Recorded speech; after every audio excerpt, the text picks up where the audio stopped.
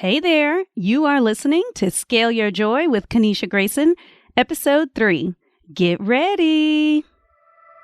Welcome to Scale Your Joy, the only podcast that teaches high achievers with heart how to craft a life and build a business focused on freedom, joy, self-expression, and social impact. I'm your host, Kaneisha Grayson, a Harvard Business School and Harvard Kennedy School grad, author, essayist, and self-made entrepreneur. I did it and you can do it too. Let's get started. Hello, everyone. It's Friday for me, and I'm taking it easy this week and moving really slowly. It's a week full of feelings for me. In just this week, it is my ex-husband's birthday, my twin nephew's birthday, and I'll tell you why that matters, and it's the 3rd anniversary of my mom's passing. So the reason why my twin nephew's birthday is bittersweet is that their birthday party was the last time I was with my mom, alive and interacting. I did see her after that, unfortunately, when she passed away in front of me, my sister, and my dad, which is a really sad note to start this episode on. But I just want to be real with y'all that life happens. Death happens, divorce happens, grief happens, and life goes on as well. And one of the important things for me in taking care of myself through a lot of loss these last few years has been to be really gentle with myself, to take it easy when I'm having waves of grief or weeks full of grief, and to also ask for support, whether that is going to therapy or letting my friends know, like, hey, this is my mom's anniversary this week, or just letting my boyfriend know, if I'm really grumpy this week, I'm not asking for a pass to be a terrible person, but just know that I probably won't be feeling 100% myself this week. And so those are just some of the ways that I deal with and process and give myself space to feel my feelings. So that's how my week is going. Today, we're going to talk about how to stop hesitating and take your business and your relationships to the next level using something called an assumption of permanence. But first, our listener spotlight. Our listener spotlight for this episode is Via. Via is one of my clients at The Art of Applying, and they are an awesome, amazing person that I have loved having in the program, and I can't wait to see their amazing results because I know that they're going to have lots of cool choices of where to go to grad school because they've been doing the work. All right, so Via says, I feel like I've been looking for this podcast my entire life. For so long, I've looked for stories I could relate to, but so often other business and entrepreneurship podcasts I've heard just regurgitated the same points over and over. I was hooked when you said this was not about tactics, but frameworks. After listening, I wanted to assess everything going on in my life and cut out whatever isn't bringing me joy. I felt like someone finally put words to the complex feelings of what it means to be a high-achieving person with an imperfect history. Love that. That was so beautifully worded and just kind of filled me up with a warm, happy feeling. So thank you for sharing that, Via. All right, on to our topic for today. An assumption of permanence. So I only just learned this phrase, and when I heard it, I just felt a little ding and felt like, oh, I must explore this and I must talk about it on the podcast. So here's what happened. A few weeks ago, I had a flare-up of relationship anxiety. I mentioned that I have relationship anxiety in an earlier episode. And in short, that means that whenever I feel any sense of insecurity about the future in my relationship, or if I sometimes watch a television show and get triggered, I can fall into thought spirals of well, if we want different things in this area? What if we want different things in other areas? And maybe we should just break up now. And it's really uncomfortable to suffer from relationship anxiety, but it's also a wonderful place to grow in life and learn more about myself. So I was having a serious bout of relationship anxiety. A lot of things were coming together at the same time. I was really missing my best travel partner, Leah. We had just been in Barcelona together, and I was also really just missing my time in Barcelona, and also my period was about to start. So that was just a recipe for a lot of feelings. And Tyler came over to hang out, and I was like, Tyler, I've just been thinking, and I'm really worried that, after the pandemic is over, I'm going to want to go on this world tour of traveling, and that you're not going to want to come. And then what if I just need to travel for like 6 months at a time? And I don't think you want to travel for 6 months at a time. And so why don't we just call this whole thing off right now? And Tyler was like, whoa, what's going on? But he also knows that I have relationship anxiety. So he did not move into the space of freaking out with me. He held space for me to feel my feelings and for us to talk about it. And during our conversation, one of the things that he said that really impacted me, and he said it in a light, joking way, but he said, well, if you want to travel for 360 days a year, yeah, a lot of that travel will be without me, but we're just going to get ourselves an amazing Zoom account. And I was just really struck when he said that. And I knew he was saying it in a light, joking way. And no, I don't want to travel for 360 days a year. That sounds extraordinarily exhausting. But when he said that, I was so struck by how he was coming at the conversation from such a different place than I was. He was coming to the conversation from the place of, we're in this together and we'll figure it out together. And there is for sure a solution to our desires. And maybe you have a much higher desire for travel than I do, but we both have a really strong desire to be together and build a life together. And so we can figure it out. And my approach to the conversation was like, well, in a hypothetical scenario, I might want this hypothetical thing that's really different from what I imagine you would want. So why should we even keep moving forward? And those are two very different approaches. For those of you who have read attachment theory books, my favorite one is the book Attached. You may recognize our two separate attachment styles. Tyler presents and operates from within a more secure attachment style, and I present and operate and move through life in a more insecure attachment style or anxious attachment style. So I'm much quicker in romantic relationships to be very hyper vigilant about how things are going, afraid that things aren't working, afraid that things won't work. I get nervous when we have conflict. And it's maybe very interesting to those of you listening to this to be like, well, that's really different than the really confident, outgoing, outspoken Kaneisha that I know. And I would say that's all the same person.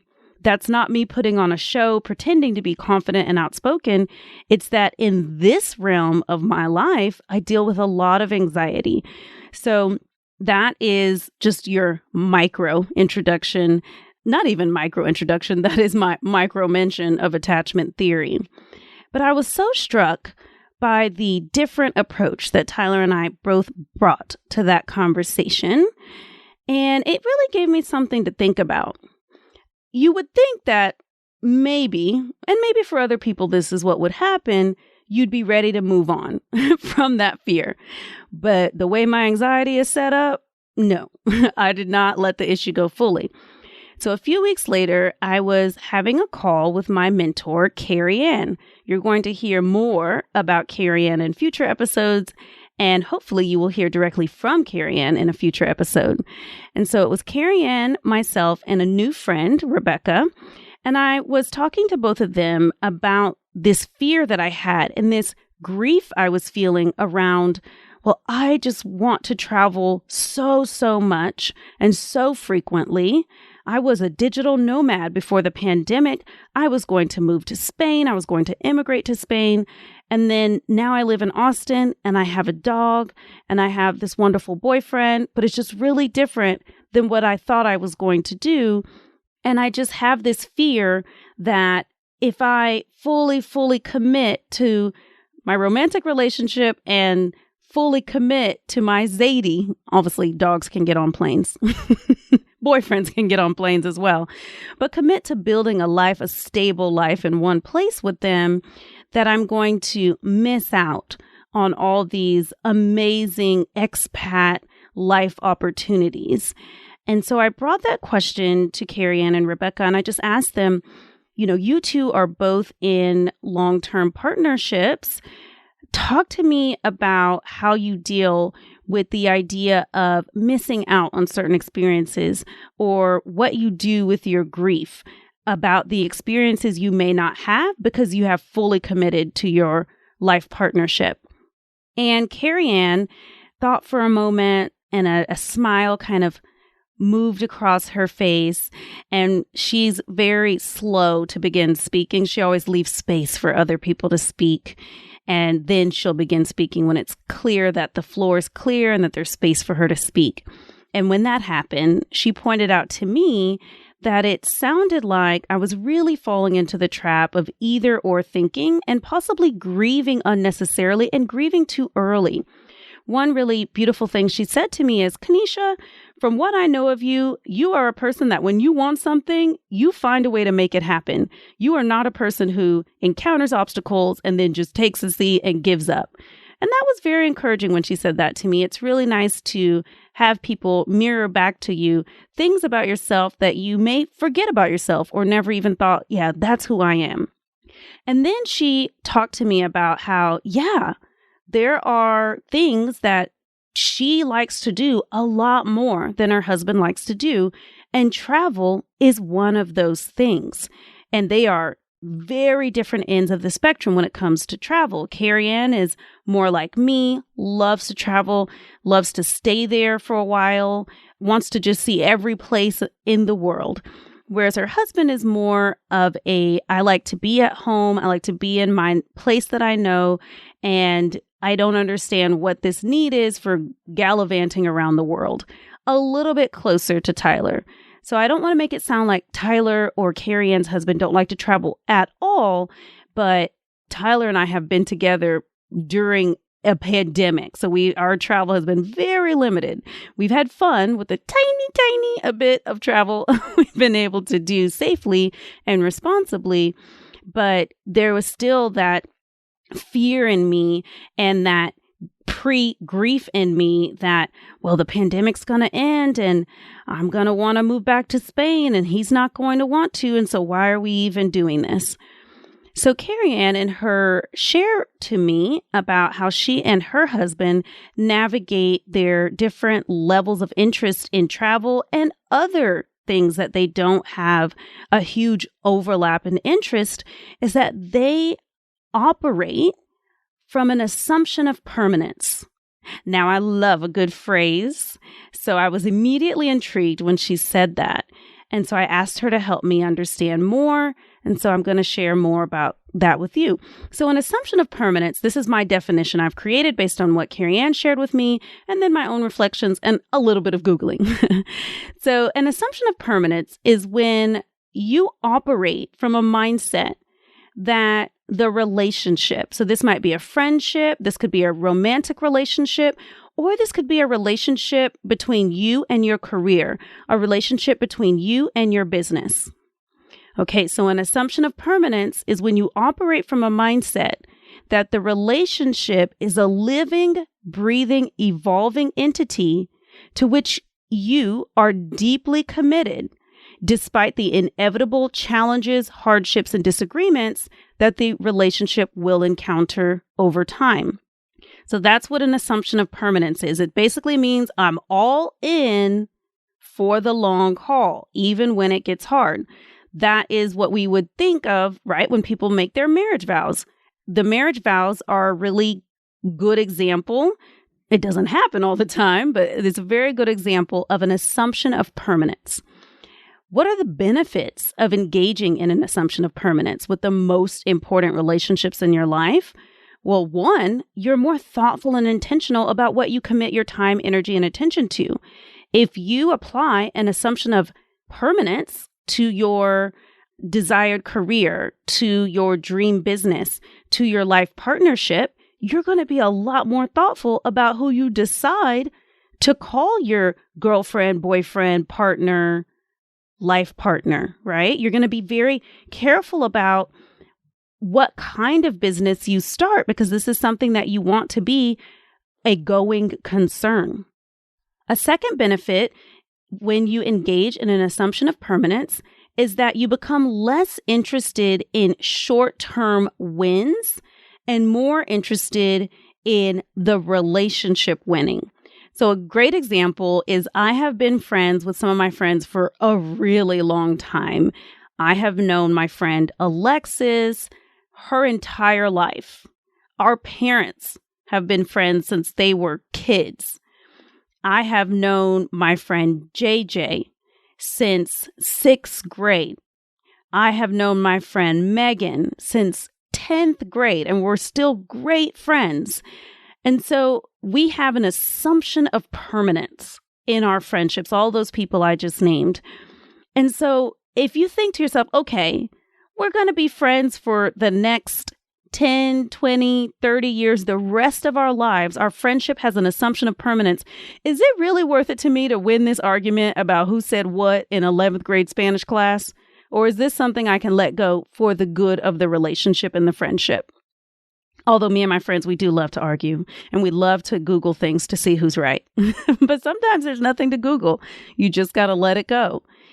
A third benefit of engaging an assumption of permanence is you don't spend a lot of time worrying about temporary problems because you know and you accept that even healthy relationships or healthy businesses or healthy careers ebb and flow. They ebb and flow in their ease, the amount of energy it takes you to maintain it, or the amount of energy it gives you, and in its abundance. So a good example might be your business. The money that you have coming in might ebb and flow, but you have an assumption of permanence with your business. So you don't freak out when you have a down month or even a down quarter. You do something about it. You acknowledge it. You work towards a solution, but you don't just throw up your hands and say, okay, it's just time for me to quit, because you have an assumption that this is something that you're committed to in the long term, despite the ups and downs. A fourth benefit of an assumption of permanence is that you can take risks within that relationship, within that business, within that career, within that romantic relationship, with trying new things or doing things differently or letting go of things that don't serve you within that relationship, because you and all the parties involved know that you have the core foundation of the permanency of the relationship to fall back on. So those are some of the benefits of an assumption of permanence. If there are so many benefits, then why don't we just all engage in an assumption of permanence with every relationship in our entire life? Well, clearly we don't want every relationship in our entire life to last forever. Every friendship, every job, or even every business. Every relationship can't last. Human beings' brains can't handle that many relationships. So there are some drawbacks and limitations of an assumption of permanence. And here's two that I thought of. One is sometimes the relationship is going to win out over your individual preferences and desires in the moment. Here's an example from my business. If I sign up 100 students in my company's application accelerator program, I can't just up and decide one day that me and my entire leadership team are going on a 2-month team retreat to the beach in the Philippines, because I'm responsible for serving the clients that I made commitments to. I can't just take all the key team members and get on a plane and go to the beach. We could do that if we planned for that. But an assumption of permanence is I made a promise and a commitment to these clients, and I need to deliver on that promise and commitment, even if my feelings change, even if I decide I'd rather be 2 months on the beach having a team retreat. A second drawback of an assumption of permanence is related to the first one, which is that you are accountable for fulfilling any promises or commitments you made when you made a commitment under an assumption of permanence. So that actually applies to the first example I just gave as well. But a good example in a personal life might be if you are married and you and your partner have children. Even if you get divorced, you had the children under an assumption of permanence of the marriage. Now the marriage is no longer a thing, but you still need to work together to co-parent the children that you two created together. And so there are some drawbacks to an assumption of permanence because we cannot actually control the permanence of things, right? We can make decisions out of an assumption of permanence, but there might be circumstances or experiences that come our way that make that permanence no longer a thing. Let's talk about what an assumption of permanence is not. An assumption of permanence, according to me, is not a formal commitment to never change, leave the relationship, or to never part ways. Because a marriage, I believe, has an assumption of permanence built into it, right? Built into the vows, built into the institution. It's a legal arrangement in addition to a romantic partnership arrangement. But an assumption of permanence as a concept it has the word assumption in it. It's a way of thinking that underlies decisions that you make. So I just want to say it again. An assumption of permanence, according to me, is not a formal commitment to never change, leave, or part ways. It is a way of thinking about your relationship romantically, friendships, to your career, to your business. It's a way of thinking about your relationship on a daily basis so that you are optimizing for the long-term health of the relationship over short-term or maybe even over mid-term comfort. An assumption of permanence is not an excuse to stay in unhealthy relationships or untenable situations. An example would be also an unprofitable business endeavor that has no path to profitability. So the assumption of permanence only works in a beneficial way if the underlying relationship is a healthy one built on shared values, mutual commitment, and mutual ability to show up as a partner in the relationship. You do not want to use an assumption of permanence with a career where you feel like it's eating your soul and that you have to show up in a way that is not in line with your values. Why would you even want an assumption of permanence with that career? So it has to start with a healthy foundation, and it needs to be a mutual two-way street. You give to your career gives back to you. You pour energy, time, and attention into your business actually generates revenue and profits. Speaking of businesses, I want to share about how having an assumption of permanence has transformed my business over the years. The first is I went from timidly taking owner's distributions out of my company and just paying myself random amounts of money at random times to incorporating my business as an LLC and an S corporation so that I receive a W-2 form every year. I get an employee salary. I'm an actual salaried employee of my business. Right now in 2020, I paid myself, well, it's 2021, but in 2020, I paid myself, I believe, $100,000 as an salaried employee. And then I also took out a lot of money in terms of owner's distributions, which are the profits of the business. But having that assumption of permanence helped me stop feeling so timid around, well, can I pay myself? I don't know.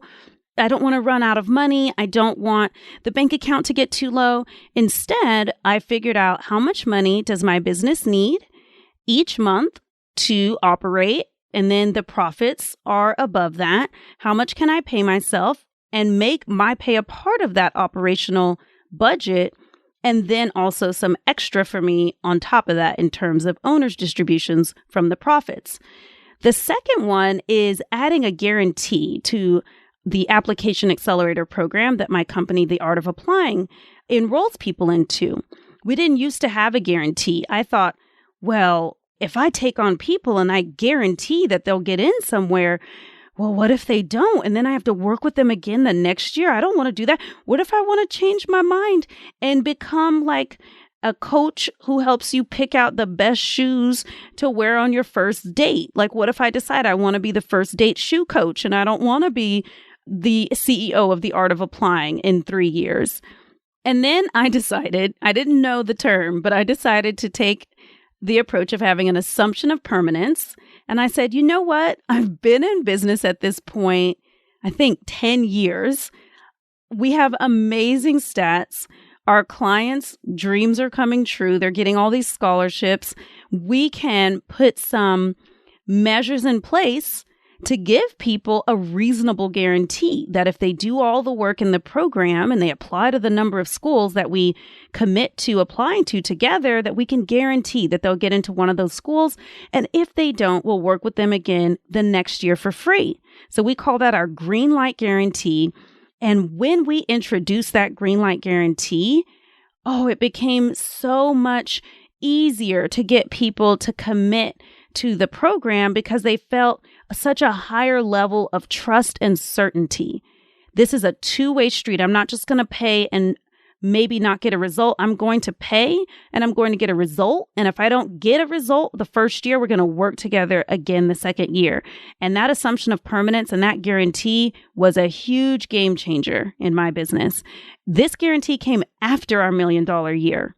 So it's after the big revenue year. It was the lower revenue year, 2020, our, I think, $580K year, but much more profitable because we were able to increase the price of Application Accelerator, take fewer clients, give them a lot more attention, all as a result of the guarantee. So I actually made a lot more money in my $580K year than my $1 million year. A third way that an assumption of permanence has helped me in my business is it has really encouraged me to take time to properly legally protect my business and its intellectual property. I own the trademark for the name of my business, The Art of Applying. I owned the trademark for the name of our signature program, Application Accelerator. I own the trademark for one of our most popular packages, Application Intervention, and so on. I actually take the time to go through the process of trademarking things that matter to the long-term health of my business. It's protecting what I've built. So those are some of the ways that having an assumption of permanence have actually helped me in my business. All right. So if you have found yourself feeling fearful about making a deeper commitment or fearful about the future of your career, your business, your friendship, your romantic relationship, I invite you to reflect on how engaging an assumption of permanence might help you. As a recap, an assumption of permanence is a mindset and internal commitment to nurturing and navigating a relationship, which is treated as a living, breathing, evolving entity that you want to keep alive for the long term, quote unquote, permanently. An assumption of permanence should only be used in the context of healthy relationships, non-toxic workplaces, and businesses that have a clear path to profitability. There are a lot of payoffs to engaging an assumption of permanence, but there are also some drawbacks, and you need to be aware of those, the ones I named or the ones that I haven't thought of that maybe might occur to you. All right, y'all, time for your joy work. I want you to journal, doodle, and noodle on these questions. Do I engage an assumption of permanence in my career, in my relationships, and in my business? If so, how does that show up? If not, why do I not engage an assumption of permanence? And what do I gain by holding back and engaging an assumption of temporalness or an assumption of ephemerality? That's a completely made up word. I was trying to say ephemeral and then make it into a noun. I don't think it worked. All right. Other questions for you to doodle and noodle on is, what might I gain if I did engage an assumption of permanence? What risks might I take? And what deepening in the relationship and what benefits might I enjoy? And so this was Scale Your Joy with Kaneisha Grayson, episode 3. And I hope that you enjoyed learning about an assumption of permanence, just like I enjoyed very much talking about it with you. And until next week, I hope you have a beautiful week. To celebrate the launch of the show, I'm giving away a Scale Your Joy audiobook ebook bundle.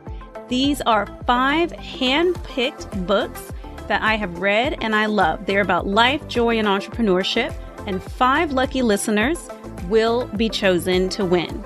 The way you enter is you subscribe, rate, and review Scale Your Joy on Apple Podcasts.